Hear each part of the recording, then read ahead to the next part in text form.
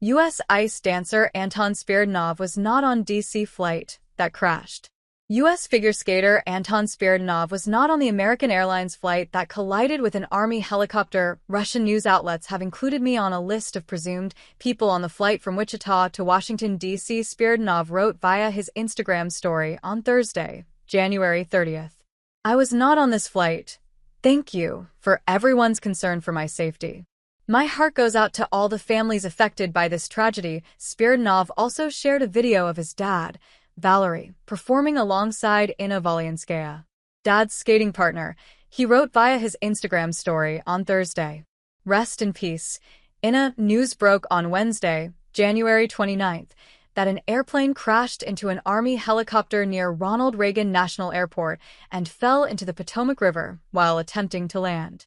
USA 9 reported that more than 300 emergency crews conducted a search and rescue operation.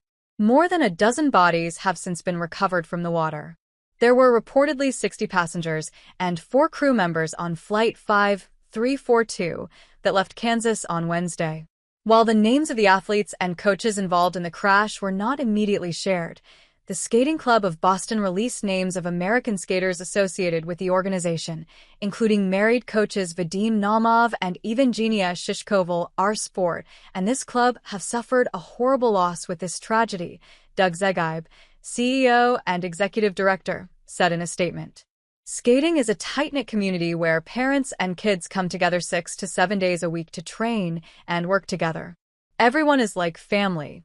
Of the skaters, coaches, and parents on the plane, we believe 6 were from the Skating Club of Boston. We are devastated and completely at a loss for words, the statement continued.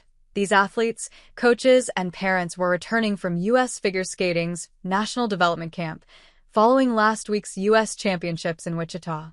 This camp is for young competitive skaters of tomorrow, with the most promise to be a champion of tomorrow.